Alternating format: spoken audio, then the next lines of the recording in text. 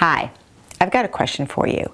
Have you or someone you know suffered any concussions, whether recently or in the past?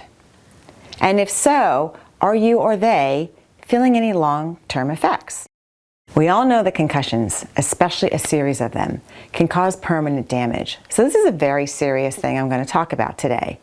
And I have a confession to make. Earlier this year, it's 2021, like right at the turn of the new year in January, I cracked my head really hard on a cast iron pipe in a house that was built in 1900. I ran square into it. I was looking down at something that kind of caught my eye on the floor of the basement of this home, and I crashed right on, knocked me right back, and I saw stars. I really thought nothing of it because I've cracked my head before, and I kind of collected myself and went about the rest of my day. A few days later, I couldn't put sentences together. I mean, literally couldn't put sentences together. I couldn't find simple words. I couldn't think. I was just completely dazed and confused all the time. And I finally called my doctor. And she said, get to an emergency room immediately and get a PET scan. Well, this was early January 2021, and our emergency rooms here in the Northeast were still filled with COVID patients. I did not want to go. I tried everything else to just wait a little bit, thinking it would heal itself, and it didn't. I finally had to go. And sure enough, confirmed by the doctors in a PET scan, I had a very serious concussion. So I was given instructions and sent to physical therapy. Well, 3 months after that, I was helping load this very large, heavy, beautiful sleeper sofa. Well, it was one of those, like a love seat that folds out into this amazing bed, right? Well, it has this spring action to help you move the sofa from sofa to bed. Well, as it turns out, I was in the bottom of the truck and my partner was on top of the truck, and he let it go. And this thing flung back on my head, dropped me, knocked me all the way down to the ground, and the superlatives that came out of my mouth were crazy. It's kind of like when you hear the stories of a woman in labor and she's yelling at her husband, she wants to kill him. That was me. So I really shocked the guys in the loading dock, I'm sure, with the things that came out of my mouth. But it was that instant pain, that rush of all those chemicals. And again, I saw stars. I let it go, went home, I rested, thought I knew everything to do, and went through the same process again. So I went to see my doctor again. And she said I was actually suffering from something called chronic concussion syndrome. I said, well, what do I do about it? She said, pretty much nothing. So this really upset me because I've had concussions in the past. Actually, at 3 years old, not even 3, I think I was like 2.5, I cracked my head open and got 3 stitches because I kind of crashed into our coffee table, tripping over my big brother's feet. So that was probably the first concussion I had, but in the early 60s, they really didn't do anything about it but stitched me up. Then I had a near-fatal car accident in college. I was a passenger in a car. I had 17 broken bones, a collapsed lung, and a serious brain injury. Again, I was in my early 20s. It was in the 80s, and they kind of figured I was young and healthy and set me on my way. And through sports, I've probably had more concussions than I realized. And the cumulative effect of that is something called chronic concussion syndrome. And they say there's really nothing they can do about it. So I was struggling, and I was doing supplements and nootropics. I was doing everything, and I felt better. You know, time was healing it, but it didn't still feel right. And so my confession is, if you're someone who is on my newsletter list, I haven't sent a newsletter out in over 3 months because it was all I could do to get through my day. I finally got to the point in my profession where I stopped seeing clients for 2 months because I didn't feel right and I didn't feel comfortable working with them.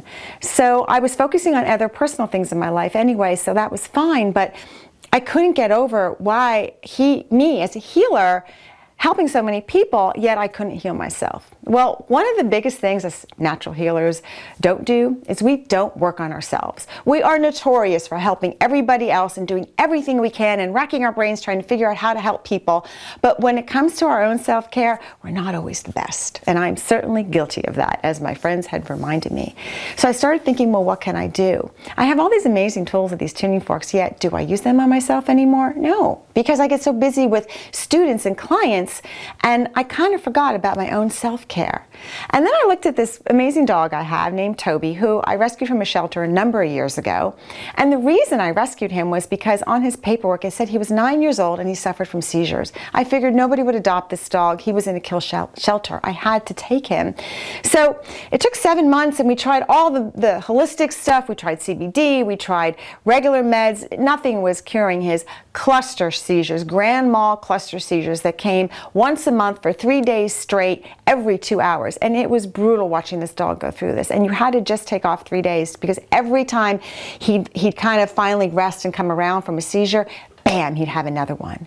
So what we started doing was he started spending time in my healing room. So every time I worked on a client, he was always there, and he'd go to sleep instantly. The second I sounded these two tuning forks together, that sweet dog would just go to sleep. You could see him dream, his little eyes would roll. He'd be in a theta state, just like my clients on the table. Their eyes are rolling, they're in a theta state, because theta state is when we heal. And there he was healing. And lo and behold, he hasn't had a seizure since. So it just so happened my birthday was coming up in late September. So I dropped the subtle hint to my bestie, who is my first student, and is actually behind the camera right now. And I said, for a birthday present, I'm kind of really thinking a tuning is what I need. So she gave me a tuning. And after that tuning, it's like the water suddenly that was cloudy in my glass, like someone put a drop of something in and it just cleared up. In that one tuning, yet did I try to tune myself? No, because I'm more worried about everyone else. But after she tuned me, I started feeling better. Like instantly, I started feeling clarity. Now, I wasn't 100%, I wasn't all the way there, but I was definitely much better and feeling excited, and it was a good thing. And one of the reasons we did this was right after my birthday, we went to teach a solid week with some students of the Alexander method, teaching a few of them foundational skills, and then going right into the second half of the week into advanced skills. So we had a couple students who stayed through the whole week. At the end of the week, we had a couple volunteer bodies that didn't show up. So I thought, let me hop on the table. So I hopped on the table, and one of our star students, Jen from Pittsburgh, she did a tuning on me, and nothing was blocked at this point. Everything was open and flowing. But after that final last tuning, that was it. I felt normal again. I felt like me again. So if you know anyone who's suffering from this, find a practitioner on our website or reach out to us in some way. But what this has done, it's encouraging us to focus a little less on all of our practitioner courses. They're very long, they're very intense, because to be a really good practitioner, you need proper training, and we provide that. But what I'm finally going to do is release a little home study kit for the rest of you. And in this kit, you'll see some of the techniques that we use that I believed is what helped with my healing my concussion. Now, it's not a whole treatment like a practitioner, and certainly if you can get a whole treatment from a practitioner, that's the best thing. But this self-tuning kit will help you, because we're constantly working sounds and vibrations in a very specific manner, in a very specific way, over our head and around our ears. And the treatment itself, I can't go into it now. There's way too much to go into it. I certainly wouldn't reveal our techniques, obviously, to protect the modality and protect all of our practitioners. And it's way too much. I'd blow your mind. These people study for months until they get this down. But if you can find a practitioner or just try the self-tuning program, I think it might help you in a variety of ways. Even if you're just dealing with brain fog, whether it's just from age or from your diet, this will help clear it up. It'll clear the muddy waters. Think about it as that lotus that rises from the pond every morning unscathed by the mud. Well, we're clearing out the mud in the pond to make the water clear, so we can think, see, feel, and just have that clarity of thought and mind, and have that confidence again. So that's my little confession. So if you haven't heard from me from my newsletters in a few months, the whole summer basically, you'll know why.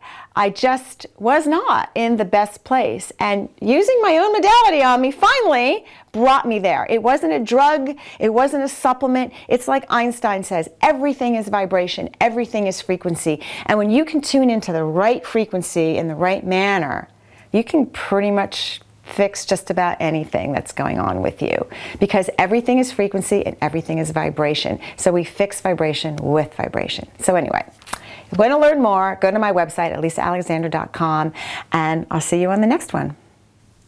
So if you like the information that I've shared with you in this video, please, please, please like, subscribe, and share. Let me know in the comments section. And please remember what your mother may have told you, at least what my mother did. If you don't have anything nice to say, don't say anything at all. Because we know whenever you throw out negativity to someone else, it'll just come right back to you tenfold. So don't do that to yourself or me. So please like, please subscribe, please follow so you can get more tips and tricks on becoming your own guru.